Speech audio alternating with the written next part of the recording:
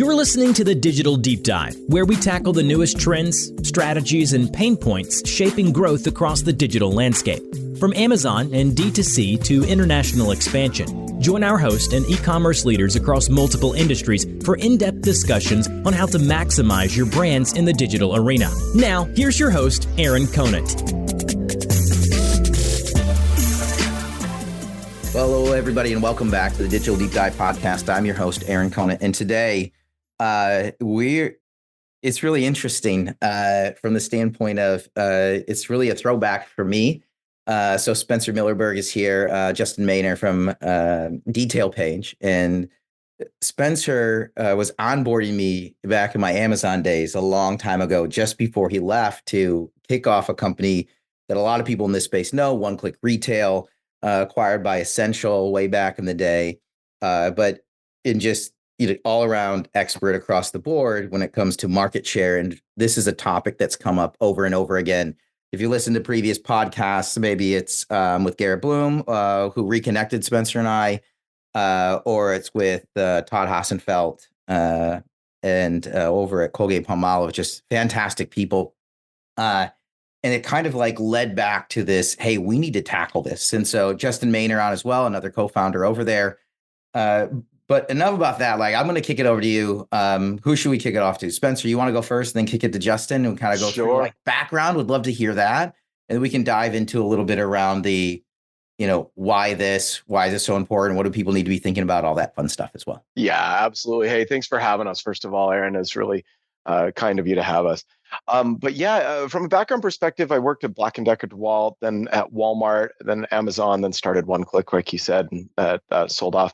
But the thing about market share that always has fascinated me is people, when I was at Walmart, they would come up to me and they would have these reports. They'd slide them across my desk and they'd be like, hey, check this out. Look how good we're doing at Target. Right? You should give us more shelf space, and you should do like an end cap, or you should do something for us because we're up and coming when it comes to this market share segment. And when I went to Amazon, there just wasn't anything. There was absolutely no information and no data. And so people would lean across the table from me and they'd be like, hey, we grew 75% this year. Is that good or is that bad? And they had no idea. Like, they legitimately had no idea. But that market share growth was really the key that was there. And so it really ended up fascinating me about all of those different pieces, because it really told you the what. It told you the what of what was happening. It was the true roadmap. And it's kind of funny because Justin and I used to ride the train to and from Amazon together. We lived down south, and we would talk about this stuff. And when I was leaving to start One Click, I begged and pleaded for him to come and start One Click with me, and he wouldn't. He wouldn't leave at the time, and so then when I started the second one, he was my very, very first call that I had, saying, "Hey, bud, I'm really interested in this next one. Are you ready?" So anyway, that's kind of how Justin and I ended up getting to know each other too. So Justin, you were at Amazon as well? Yeah, so I was at Amazon for 10 years. Yeah, things were going too well at Amazon for me. It was it was a good time. Yeah, Amazon was an amazing place. I mean, I hit a really good 10-year period. I started and did a whole variety of roles. I used to ran 3P for tools and home improvement, and then I did 1P for pets and ran that business, and then did a big expansion on the for Amazon.ca on the more inventory management side. And then I got into these roles were called biz tech roles, where like I ran baby registry, and we took it from a distant third behind Target and Babies R Us to the number one registry in the US. And that was a lot of fun. And I have business, product, and tech all rolling up to me. And so I started kind of doing those roles of launching programs and doing programs at Amazon, and just had a ton of fun. But after 10 years, was ready for something new. And so jumped out into the startup space and saw that nobody was providing the data for Walmart.com, which was interesting. It was kind of the, Spencer at this time and others had developed really robust. You had the helium tins and jungle scouts, plus all the higher end that. And so we kind of, we invented or built the first really helium tin jungle scout type product for Walmart brands and sellers, and sold that end of last year. And so that was good timing for Spencer and I to start something new. So the question I have is, like, why back into this space? Yeah. Yeah. And it is funny. We brought up Todd earlier, and he had this comment that he started the team playing Tinder with the data sources that are out there, right? Because there's so many out there. It's just kind of funny. Yeah, like swipe left on what you don't like and swipe right on what you do. Is that what you're saying? You get in the data and you form it like however you need it to come out. And so you're jumping back in, and I'm interested. It piqued my interest, and this is why. So just so everybody kind of background. So Spencer left, kicked off One Click, gave me a call. This is way back when I was at Parago. So let me run analysis, and I had a SKU that we were doing about 10,000 a month then. And I didn't give access to Vendor Central. I just said, hey, tell me how many units I'm doing in a month. And he came back one off. Yep. One off. Yep. Exactly, right. Roughly 10,000. Sorry for how big of an error that was. I apologize. And I was like, whoa, I need this. And part of the reason was something you were bringing up is like, how do you know if you're doing well or not? Right. And the only way I had to prove at the time was I'm a #1 bestseller. And my goal was to get every one of my products, because I didn't have, before the One Click was out there, I didn't have any tool out there. I just said, I'm a #1 bestseller, which means I'm beating everybody else. Mm-hmm. But what was that meaning market share wise? I had no idea. Yeah. And you just don't know, right? It's funny that you bring up Todd's comment, because so Justin and I have been working together for the past year or so. And, I have a whole bunch of portfolio clients that I have, and I was doing some consulting work. And every time I would go out there to grab the data, it didn't matter if I went to like Profiteros or Stackline or Edge or whoever it was, everybody had a different answer for the amount of market share was there. And there was a lot of different reasons. Sometimes they had a different universe of stuff that was included. Sometimes they would measure this and it would be completely inaccurate. And no matter what, they were extremely expensive. And so you're paying hundreds of thousands of dollars for this data that you could not use to make decisions. Or as you said, just choose the one you like, and we'll just choose that for our data. But it wasn't the true north that we wanted to. And yet I knew how to do this. I knew exactly what it was.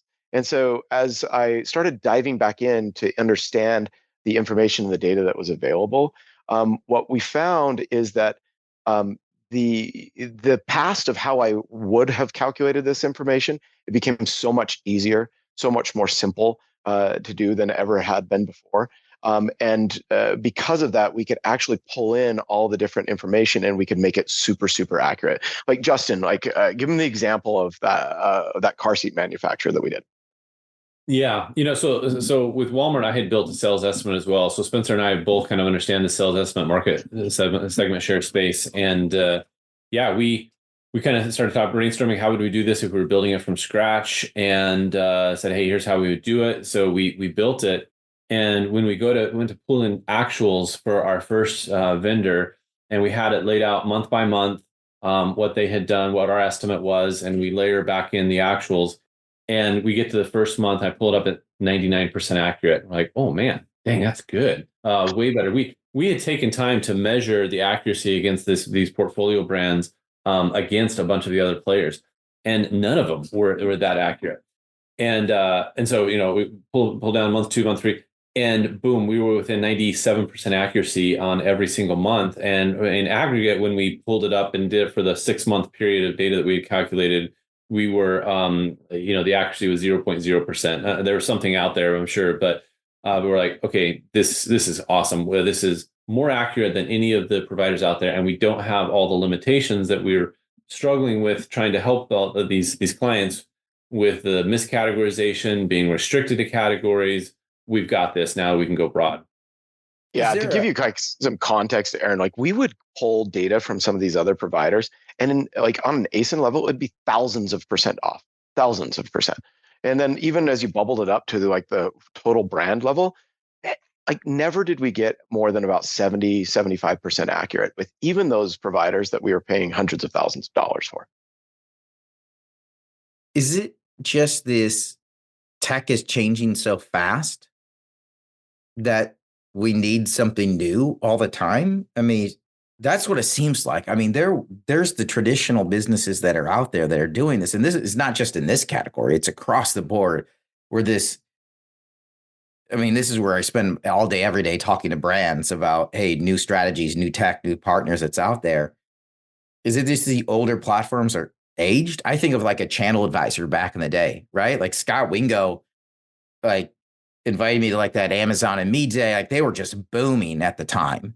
And then now it's so big and it's so cumbersome. It still works. It's just not as cutting edge as it used to be.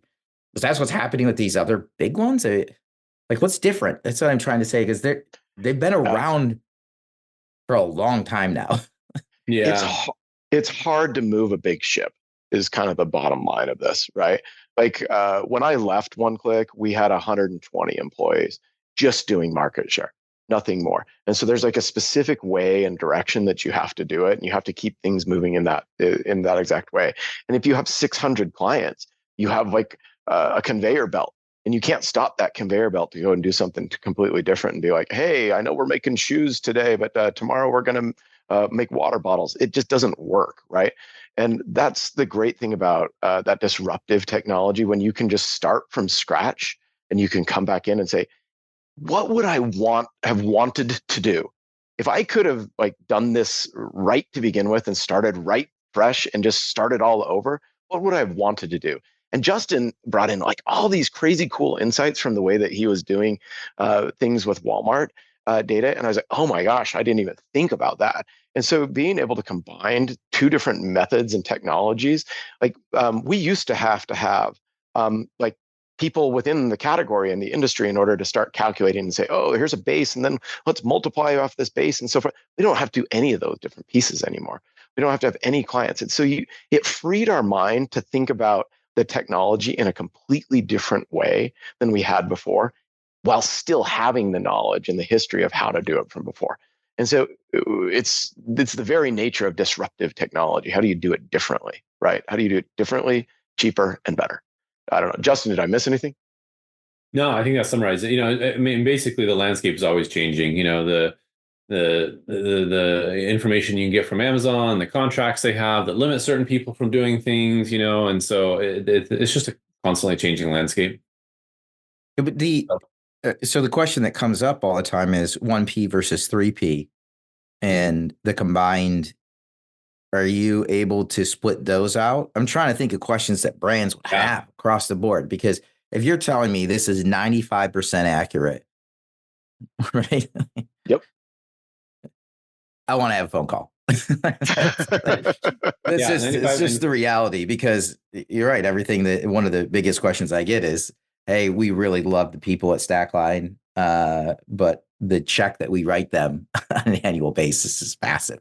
Yeah. And right now, profitability is the number one conversation I'm having. That's on the direct to consumer side. It's on the international expansion side. It's on the Amazon, the Walmart. That's in-store retail. It is across the board, the focus. Now that bleeds out into other things. How can I do advertising more profitably? All right. But it's profitability.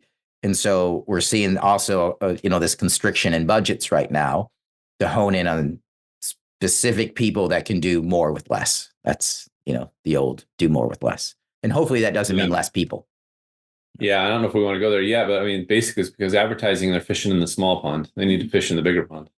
That we say. Yeah. Go ahead, Spencer. Yeah, but going back to your question there, Todd. Todd. I'm thinking about Todd from what you said before.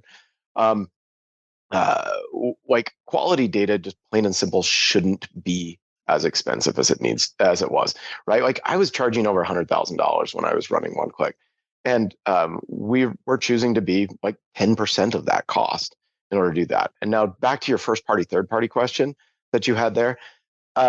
Yes, we can 100% break out first party and third party. And it's a really big aha moment, especially for people that are selling consumable products and products that are readily available at retail.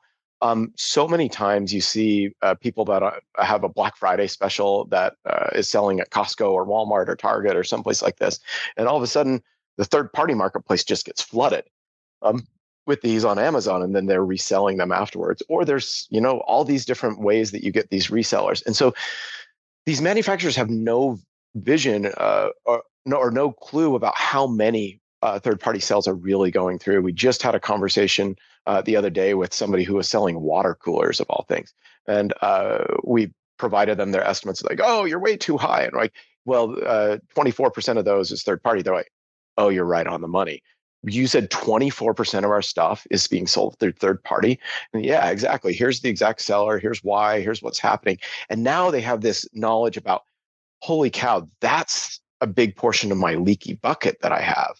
That's where my sales are going. How do I address that? Do I want to keep that third party going? Maybe that's a good channel for me and I'm going to keep moving, or no, I want to shut that off and I want to capture those sales on a first party side as well. So absolutely, we can break out the first party and third party, which, by the way, is one of the big differences between what I did back at OneClick. We never could break out the first party and third party. Now we have all the ability to do that as well. Did I miss anything there, Justin? No, it's perfect. But if I know then where I'm winning and losing, I mean, it begets two different things then, right? One is who am I going to pour into? Which products am I going to pour into? Right. If I've got 99% of it and a number one bestseller and I'm winning the buy box, as opposed to ASIN by ASIN, I can break out the third party issues. Mm-hmm. I can literally, it then can help guide me in different ways, right? What is my paid media going to look like? What is my content going to look like? What am I going to focus on? Right? Yes. Yeah, you start breaking it down. And I think the highest level of how you start breaking it down is we want to there's really only two things that matter when it comes to driving retail sales. It's either you need more traffic or you need more conversion. That's plain and simple how it ends up being, right? Like, so if you can break it apart and say, first of all, you know what is happening. That's what market share does. And then you see these different spikes that happen at different times.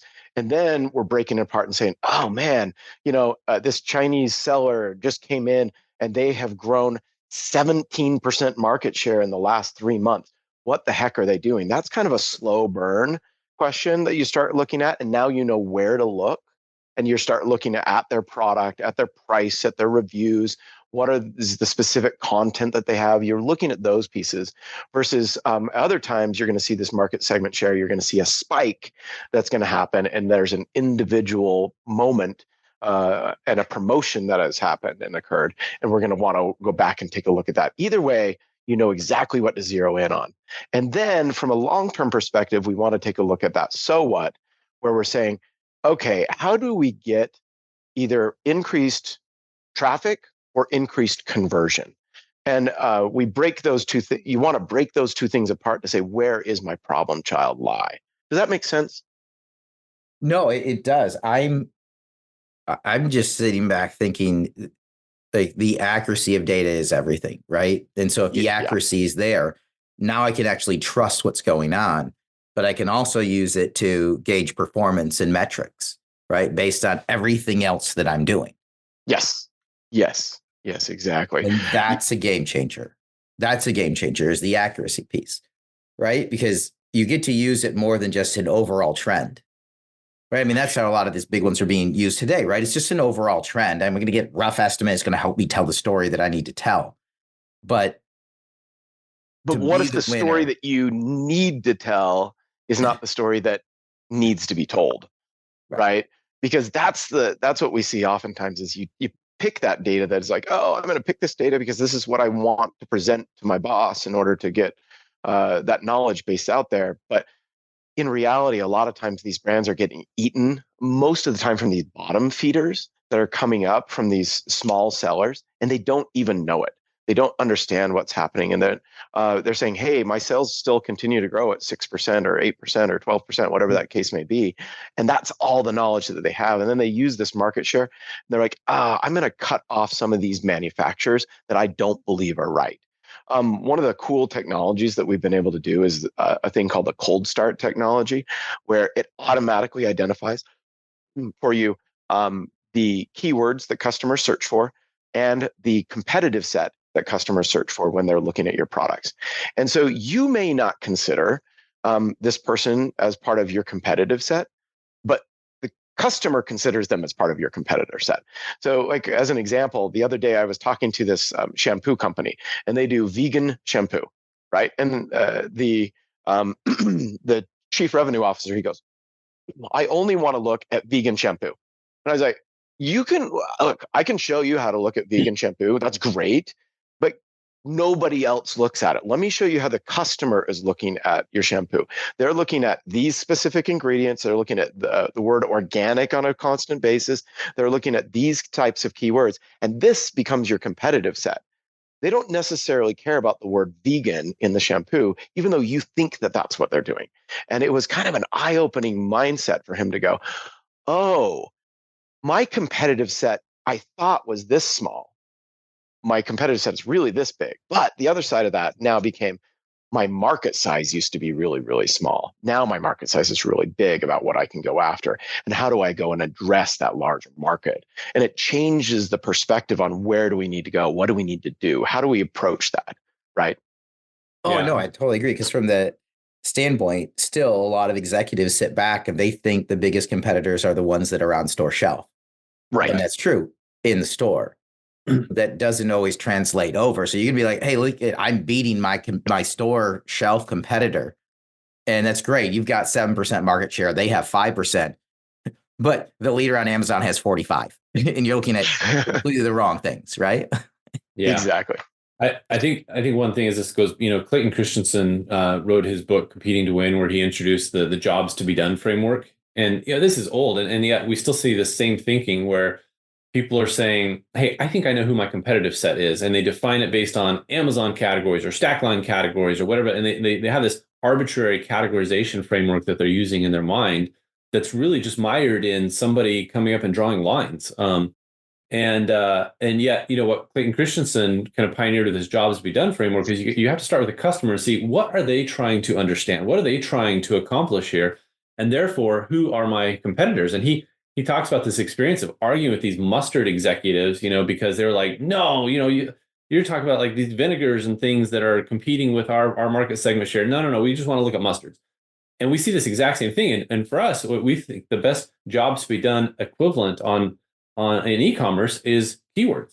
That's where customers are coming in and saying, I have a job to be done. I am looking for, organic shampoo. It could be.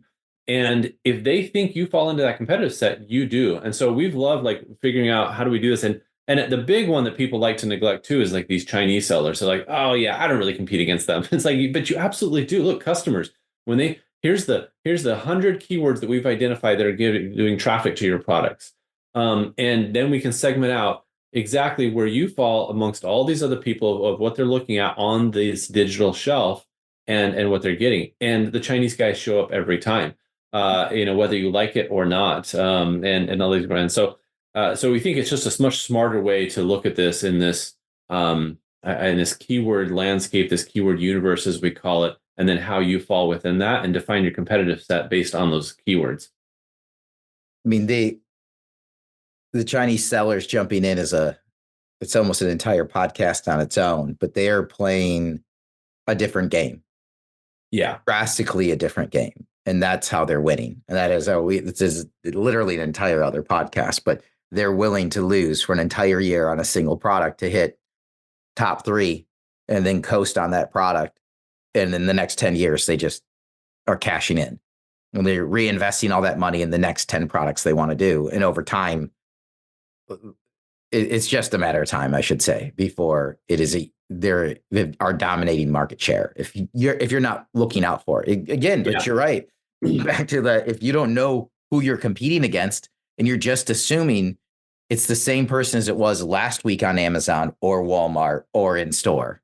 If you're not constantly looking at it and monitoring it, you're right. All of a sudden, these little ankle biters, one of them all of a sudden gets up and bites a kneecap, right? Yep. Whoa, man, that's. Yeah, and what we found, what's interesting in looking at them, and sometimes the term, we have a friend that likes to refer to them as digital natives, because they're not mired in the brick and mortar thinking and the traditional retail thinking. They just basically said, hey, if we're going to launch on Amazon and grow a really big business, how would we do this? And they've just figured out how to optimize every single metric, and they have a lot of heads they can throw at it to do it really well. And so they end up doing some things very, very well that these big brands, US brands that have big budgets that you would think would excel in it, they don't. So like one big example is with content. If you go and pull up we have this tool that we built where you can pull up a detail page and it'll automatically highlight all the keywords, relevant keywords in that listing. And you will pull up, some of these big brands, Weber or Energizer or something. And what you can tell is they've done some keyword research and they found one or two keywords to go after. You pull up some of these Chinese listings and they'll have 30 keywords in their listing. 32 versus 30. And you're like, oh, how are they winning? They're just doing the things that we know drive traffic and they're just and conversion, and they're just doing it better than many of the US manufacturers are. And so they win. It's not rocket science what they're doing. And they do have some of the strategies you're talking about as well. And they have others, but on many things, just they figured out the inputs, the drive to the outputs, and they've optimized those inputs. It's that simple in many cases. So I want to dive into this just a little bit from the standpoint, Spencer, you were bringing up, right, which is traffic and conversion and content, the keywords, right? Yep. And then the actual content. Yep. Yeah. Those are two other things. I mean, obviously there's advertising, right? But yeah, but there's also organic search, which is what we want to win, right? To minimize our overall cost and our burden to advertise it. We want to get the top organic search. And advertising has become so competitive. It's kind of a pond that used to be big that has dried up. Yeah. But on the content side, my issue, and I know a lot of, issues that brands have are, what do I work on? I've got 1,000 SKUs, 10,000 SKUs, even 500 SKUs. I need to touch the content. I don't even know where to start. Yes. Right? And now market share helps a little bit, but then what do I do? So your tool, what is this? Let me walk you through.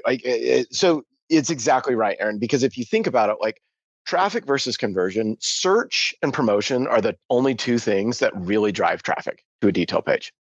Those are the only two things. Now, within search, you have those two buckets. But let me put a little bit of dimension around what you were just talking about there. So organic search, in the seller conference from Amazon, right straight out of their mouth, they said over 75% of traffic to a detail page starts with organic search, not paid search, organic search. Okay. That's crazy. You think about that. Now, they don't publicize that very much because they make so much freaking money on paid search. They don't want to really put that out in a big way. And so you have to grab the right person who's in charge of organic search at A9 in order to grab that. By the way, A10 is a falsehood. People just keep on saying, hey, A10. No, it's not a real thing. But 75% of traffic is starting with organic search. And so this 25% remaining in this paid search, there has been a 42% decline in ROAS since 2019. 42%. So it's getting more expensive in a really tiny, tiny pond. So as you think about that, and what you're saying about how do you take these thousands of pages that you have, and then you have the customers who end up switching what terms they're shopping for on the exact same products on a constant basis, right? Like, for example, Haleon was a client of they're a client of ours, and you take Flonase, that is an allergy medication that you have, right? Like they're going to be talking about seasonal allergies in the spring and the fall of outdoor, like pollen, grass, tree, all these things. That's what people full-blown search for.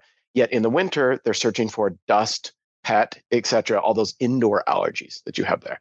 And then you even take stuff like toilet paper. I'm pretty sure that you poop all year round. And yet you still see differences in these search terms that that happen throughout the year, like bulk toilet paper, or toilet paper in bulk, family size. All those terms, we find that the decay rate is about once a quarter that you have to like full blown shift your stuff. And then the third thing that is really important on shifting content is Amazon gives you a freshness bump every single time you update your content. They actually increase and improve your listing. They move you up within search because they want new products to go up there. So you have this dichotomy of like, oh my gosh, organic search is the most important thing that I can do to drive this amount of traffic. and yet it's the hardest thing to get done because of all these constraints that I have there. And that's where I was just fascinated by this problem. How do we go through and solve that problem? It's one of the biggest issues that exists in the to an Amazon seller, whether it's a brand or small seller, is how do I make sure that this updated content gets there right? And so that's the second problem that we went to solve. Does that make sense? Yeah, but it totally makes sense. Number one, freaked a lot of people out, I'm sure, because it all made sense, and yet they don't want to have to update their content all the time, but Right. you're going to have to. Next thing is, so this is like another, this is another company that you're kicking off as well? Yeah, we're going to run it under the same company, but it's a full another tool because So there's two. This is sweet. There's two tool sets, both of which are needed. That's just yeah. I'm just like, Well, wait a minute. Yeah, I You can can share. help my content too? Well, here's what happened. I mean, here's kind of the story of this, Aaron. Like as Spencer mentioned, we started working together a little over a year ago to help with some clients on some stuff, and we're trying to help them grow their Amazon business. And as we started looking across the different inputs that you could do to drive it, yeah, it's like, they're paid advertising, hire an agency to do that. Like it's well known, it's kind of a commodity. There's pricing engines you can use. You have a team that you put across in stock. But we were looking like, how do we actually get an edge up? And that's content is one of those things that we noticed that a lot of these other players were doing really well. And that's how they're grabbing share, but we're not doing it well. Well, at the same time, generative AI had just launched. And we thought, well, and we had built this really cool process to, to generate the relevant keywords and competitors, as Spencer mentioned. And so we're like, well, how much of a lift do you get when you update your content? And so we started doing some tests, grabbed several of our clients, said, can we just update your content for you? We're going to use this keyword process that we have in this. And we did it. And boom, we saw huge lifts. We were like, whoa. We had one that was increased by 70% their traffic. And we're like, that's unheard of on this. Others, 30%. We saw about on average, you'd get a 17% lift. And it's like, Aaron, where in the world can you go today to get on average 17% lift, and seeing some things that are highly under optimized getting a 70% lift? And we're like, dang, that is amazing. But what happened was, in order for us to be able to measure results, we needed the sales estimates. Like we were working on this and we're like, but we need to know. And we were getting so frustrated with these other guys that we're like, okay, let's just go build our own. And so it just so happened, and that's where I told you that story from before, we go and build the sales estimate. We're like, dang, that is good. Yeah. And so now we were sitting here, we're like, okay, we're working on what is the most, the highest ROI activity in our mind to drive sales today in today's environment, which is these content updates, which is partially enabled by generative AI, partially enabled by sequencing it right, understanding how the Amazon pages work. And now, yeah, we have this market share measurement that we can do, we think, better and lower costs than anybody out there. So yeah, right now we're running with both of them. Well, and it became math, right? Like if you take the gap between the search behavior of a customer and what's actually on your content, you have a gap. You know exactly how much traffic you should be getting. Then you multiply that by the historical sales on an item. All of a sudden you have an ROI. And so we take and we grade the entire catalog of a client, right? So like I'm talking to Geller from Nulco, and he's like, that's fine and dandy, but I got 10,000 items. No problems. We grade all 10,000 items in his entire catalog. And then we're like, here's the 10 we should do this week. This week, if we do these 10, this is how many millions of dollars you're going to make. All I want. I want you to tell me which ones to work on for the hardest ROI, and then what I have to do. And we can do this because of the combination of these technologies, Aaron. Like we told you about the cold start problem of being able to not have to, we can take any item, doesn't matter how new it is, how fresh it is, and boom, we generate a highly relevant list of a universe of keywords for you. And so that's what allows us to then find what keywords you should be winning on across a catalog of 10,000. And then we have all the estimate data that we need to then say, okay, if you do that, what's the dollar lift you should see on this? If we can go and capture those keywords, we done the test to know how much of a lift you get. So then it's just, the math to put it together. And then we can say, here's your top 10. You don't need to update all 10,000. That's going to be a waste of money, a waste of time. Here are the 10 that you need to do to get 80% of the benefit of your catalog because they are the least optimized with the most upside. We do find every catalog has, and in fact, this one of the reasons we built this is because we had a lot of clients that would send us their list of what they wanted to optimize. And we get to some of them, and they usually just pick the highest sellers. Well, your highest sellers sometimes are the ones that are very well optimized already. That's how they got to be bestsellers. And so we'd go to reoptimize them and would fit in, maybe 5 to 10 more keywords. And we're like, what we're looking for are those B tier ones that we want to turn into A. Those ones that are actually have a lot of potential, but they're just not discovered yet. And we can add in 30 to 40 more keywords into that, get a ton more traffic, and boom, you see the biggest pop that you can. Yeah. So you monitor everything and then you fix what matters. Yes. It's awesome. I was just thinking like flashbacks to early Amazon days. We just had a copywriter and it was just like every quarter, grab as many SKUs, just like ASINs as you could to update it, right? Like it didn't matter. We were just touching everything because there was no real data. But Aaron, that's what still happens. Like for real, like we see one of three things. Either number one, the bullet points are like super tiny and there's hardly anything in there. Number two, you got this copywriter who has no idea what customers actually search for. So you have a whole bunch of things about like, I was looking at a sunscreen one the other day, and it was like talking about SPF nature of this is blah, blah, blah, and it's airlight touch. And I'm like, nobody searches for airlight touch when it comes to sunscreen, right? Like nobody does. And yet that's the crap that you put in there. Or number three, they drop it all into their A+ content, which is non-indexed.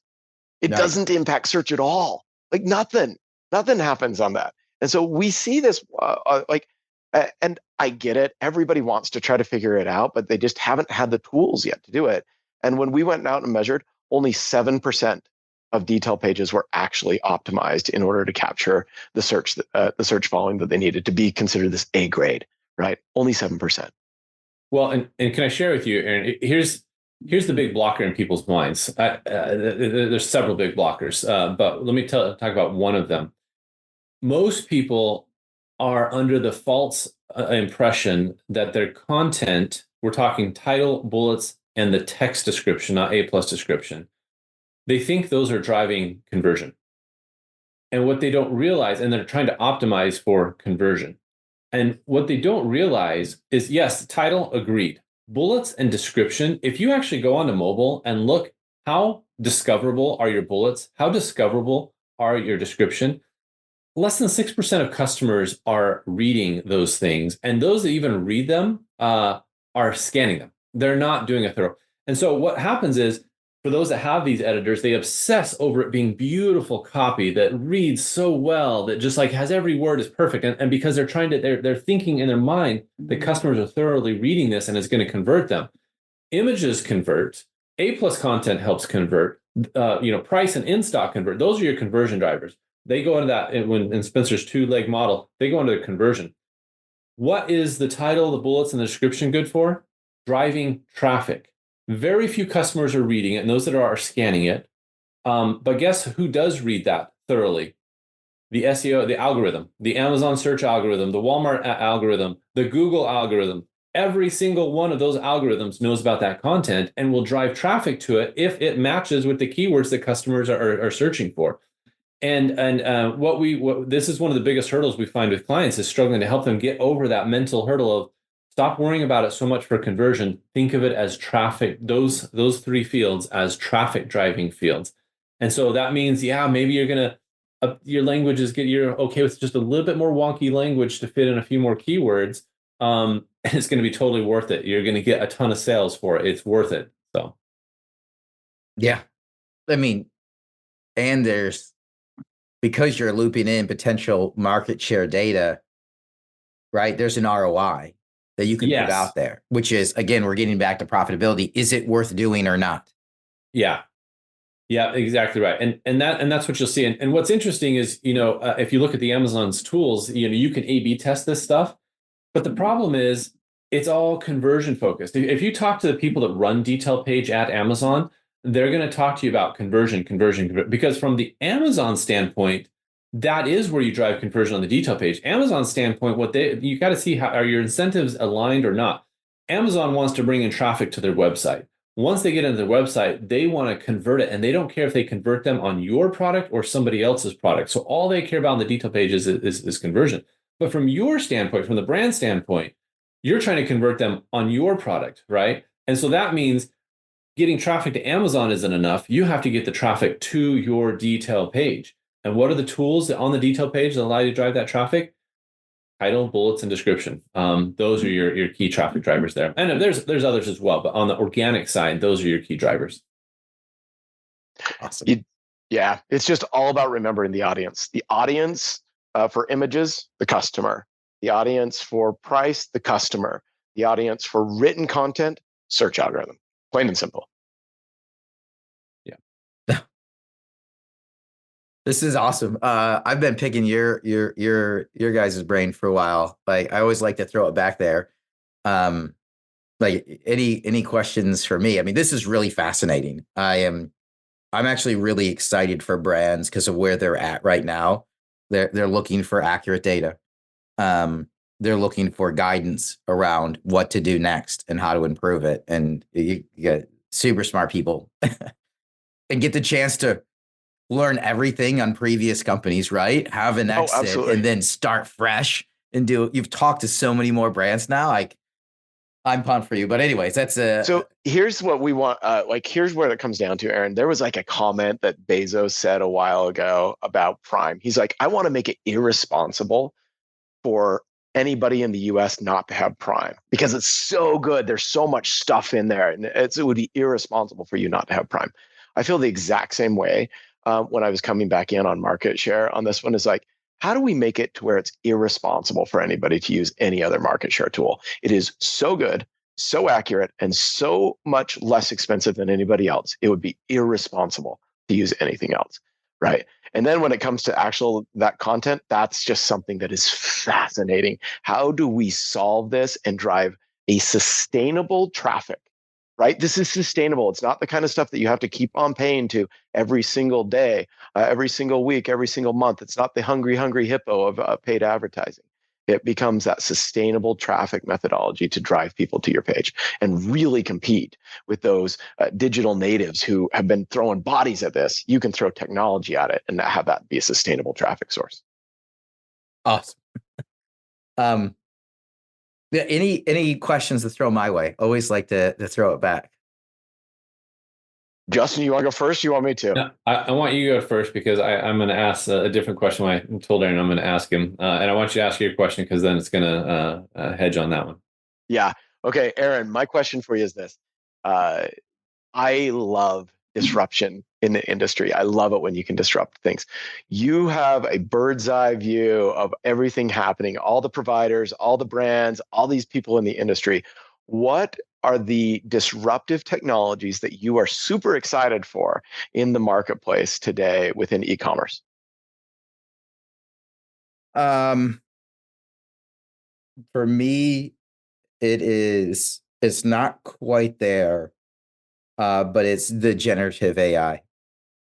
And it's from the standpoint of we can't create enough content. So number one demand is content. That's why I'm excited about the tool that you have. We don't have enough time to not only analyze what we should be making, but then make it and then grade it and then determine what we need to touch and do next.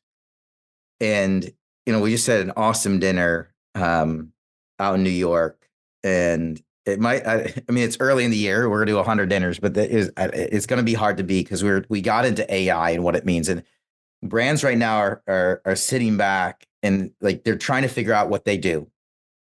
And my advice is sit tight on you developing your own AI if you're a brand. Sit tight on picking an AI provider right now that's going to be super expensive. Sit tight because they're just getting up and going. And we're going to see different players fall out if they can't make it. But go all in on first-party data collection. That was like my key takeaway from all these people that were at the dinner was your differentiation. So if you think about like ChatGPT that's out there, right? Mm-hmm. Bing, whatever it might be, it's all pulling from the same data set. So every little tool that's building off any tool that's built off from that data set that's out there, there's no advantage. Anybody can do it. What makes you different is your data set. And what do you mean by first party data? Like what you said, go all in on first party. What kind of data are they collecting? What are they going to use it for? Like, give me some deets.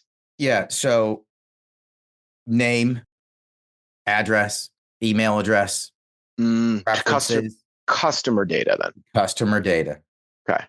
Who's buying your product and building it? Because what you can then do is you can do the lookalike, right? Chat GPT works, GPT-4, whatever we want to call it. It works because it's pulling off so much data. Right? It's making a prediction based on tons of data. The more data you have, the better the prediction is. That's what AI is, right? It's a prediction machine. It's predicting what's most likely going to happen. And so you have to build it. You have to get as much of that right now as you can. You can't wait for the needs of the service provider that you hire for $250,000 a year that's going to do all these wonderful things, and you have 1,000 customer data points. You can't. The machine breaks at that level. Mm-hmm. And so you have to go as deep and deep as you can. I actually have to follow up. There's a QR code company called Flowcode. Tim Armstrong, AOL, Google kicked this off. And it's so far ahead of its time, right? So, a year and a half ago, like rolling with this thing, like, hey, this is more than a QR code. It's a first party data collection tool. People are like, I don't want first party data, right? Like, whatever, there's so much liability. Anybody who jumped in on that, right? And there's big CPG that did, right? And like, they have so much data right now that they just have in the vault that nobody can touch, but they've been gathering it for a year and a half. Unbelievable. That's where it's at right now. And that's my advice to everybody is get as much first party data, collect data. It's the only thing that's going to make you different is your data that you have. Otherwise, you're doing what everybody else is doing. So anyways, So I bet, so if we revisit this in 6 months, 8 months, there's going to be a new disruptor in the AI space that's just blowing people away. We're just a little bit ahead of it where it's at right now. So, Aaron, my question is actually really related to yours, and I want to wait. I remember Bezos talking about in the early days of the internet and early days of Amazon, he was often asked this question of like, what's going to change in the next 5 to 10 years? Like, what's going to disrupt? And he'd say, that's a good question. And he says, the opposite question is also a very interesting question, a good question, which is what's not going to change the next 5 to 10 years? And so with generative AI, it's completely disrupting things, and there's going to be a lot to change. And I love your focus on the data. As you look over the next 5 to 10 years, though, if you're a brand and you're sitting here trying to make sure you exist for the next 5 to 10 years, what are those things that aren't going to change that you need to be really good at and continue to obsess over amidst all the other change that's going to happen? No, it does. So what my background, I explained, I'm a scientist, right? And as a scientist, working or at Pfizer, giant R&D budget, and all that money goes just down the drain until you hit something. And then you earn all that money back tenfold. But you have to have this culture of these winners will have this culture of I've got an R&D group in e-commerce or digital commerce, whatever we want to call it. This is a good chunk of this is R&D. And we're going to lose money on a bunch of this, but they're going to test and learn all this new tech because you can't afford to sleep on it anymore. Mm-hmm. It's no longer, hey, well, if we're a year behind, we can maybe catch up. And I don't want to be the first mover here, right? I want to be a fast follower. Fast follower means a month. It doesn't mean a year anymore. So you have, especially if you're large corporate America, you have to now have an R&D vision around the digital team and what you're willing to test as far as tools, knowing it might be a waste of money. And that has got to be a sizable part of your budget as a whole. And the winning companies have that. And that's what's not going to change is this openness to test and learn. Otherwise, you see it all the time. Sears. Big companies fall because they don't want to change. They don't want to pour in. And that's what I think is, from a company standpoint, what has to stay in place or has to be implemented. And it better be implemented in 2024. I mean, because you're right, I sit on this weird spot and just talking to brands all day, every day, and new tech, and then wondering about new strategies. And it's like, I'm literally overwhelmed at this point in time. Like, so said another way, the 4Ps are never going to change. Price, product, promotion, placement, they're always going to be the same. Generative AI is a new thing, and it's a new methodology go to market, but it's how do you get applicable tools, things that are not just general stuff, but it's like really specific in order to apply to those 4Ps: price, product, promotion, placement, in order to get us where we need to go. And, like we were talking about, actually compete with those digital native Chinese sellers that are out there. Yeah. And you have to be able to cycle through as many tools as possible to find the right one. And that's what a lot of people don't want to do. They want to wait a year. Oh, that looks like it's going to be around for a while. In larger corporations just naturally have a tougher time with it, right? Because they can't go with the startup, a pre-Series A, non-profitable company. I mean, Perigo never would have gone for that, right? Give me a Dun & Bradstreet number. Like, no, we're just getting off the ground. Sure. But one of those is going to win. And if you can have this R&D group that's doing the cool stuff, they can catch it ahead of everybody else, and you can get a 6-month head start. Yeah. Lights out.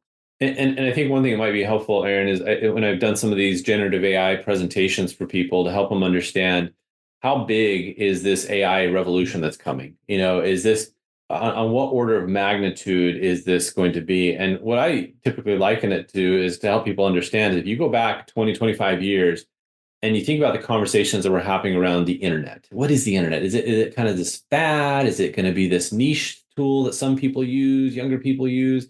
Or is it going to be this pervasive thing that ends up being part of everybody's life and every business has to adopt it? You remember the days when people used to say, do I need a website or not? Does my business what? And people didn't know. People couldn't answer that question of whether they should jump in and adopt the internet or not. And yet, with hindsight, looking back over the last 20, 25 years, you can see that the internet has permeated everything. If you were going back to consult with yourself 20, 25 years ago, you would have said, go all in on the internet. Well, now we're at this forefront of the AI and what's happening. And generative AI is brought up to the spotlight, but AI is a big field, as you know. And so if you think what's going to happen in the next 20, 25 years and how big or small is it going to be relative to the internet revolution?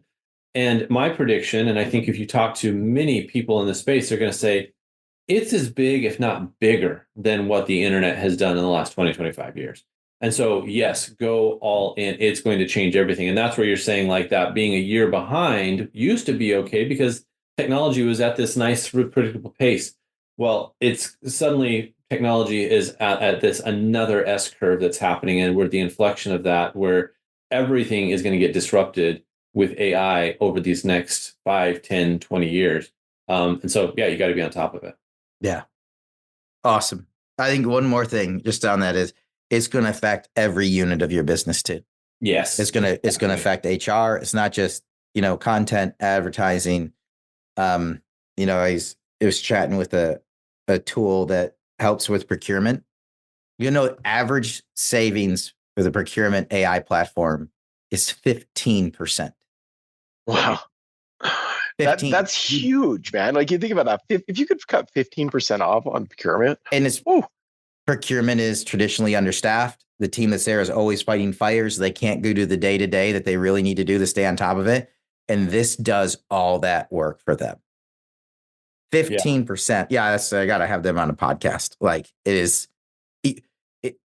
it will be, going back to the comment, right? It will be irresponsible for companies not to implement AI tech. It'll be irresponsible. And it's so irresponsible that the company will go under. Yes. Wow. I have to cut this off at some point. I think we could go on for 3 more hours. We'll have you back for sure. Spencer, so great to be reconnected. Justin as well. We were talking like a year and a half ago. It's great thanks so much for jumping on, just sharing insights with the community as a whole.